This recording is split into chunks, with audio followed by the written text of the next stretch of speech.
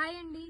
First వీడియోలో చూపించాను కదా చిన్న చిన్న మొక్కలు, అవి అయితే తీసుకొని వచ్చేసి ఈ విధంగా అయితే మొక్కల్లాగా అయితే భూమిలో అయితే నాటుతారండి. 6 ఫీట్, ఒక 6 ఫీట్ తర్వాత ఇలా పొడుగ్గా ఇలా అడ్డంగా కూడా అయితే 6 ఫీట్ అయితే నాటుతారు.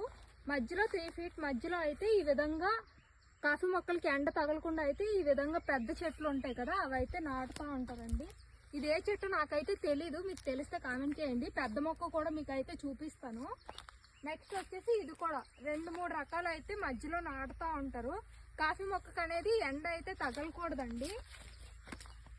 ఎండ తగలకుండా ఈ విధంగా అయితే మధ్య మధ్యలో ఈ రకాల చెట్లు అయితే నాటుతూ ఉంటారు. ఒక చెట్టుకి 6 ఫీట్ గ్యాప్ ఉంటుంది. మధ్యలో 3 ఫీట్ గ్యాప్లో అయితే ఎండ తగలకుండా ఈ విధంగా అయితే మొక్క అయితే వేస్తారండి. చూడండి, ఇవైతే 6 మంత్స్. ఇంకా ఇప్పుడు వేసింది, ఈ ఇయర్ వేసినవి ఇది 6 మంత్స్ అయిందనమాట ఈ మొక్కలు వేసేసి. ఈ మొక్కలు ఏమంటారో నాకు కామెంట్ చేయండి, నాకైతే అంతగా ఐడియా లేవు మొక్కల గురించి.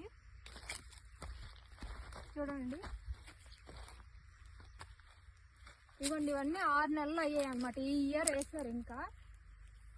ఇంకా పెద్దవి కూడా ఉన్నాయి. నెక్స్ట్ వీడియోలో నేనైతే చూపిస్తాను మీకు. చూడండి, అలాగలా పెరుగుతా పోతా అంటే ఈ చెట్లు అనేవి త్వరగా పెరుగుతాయి అన్నమాట. అందు గురించి ఈ చెట్లు అనేవి వేస్తారనమాట.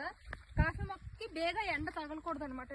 ఎండ తగిలితే ఏమంటే వాడిపోయినట్టు ఏమైనా ఇదిలాగా అవుతాయి అనమాట. అందు గురించి అనేసి అయితే వెయ్యరనమాట.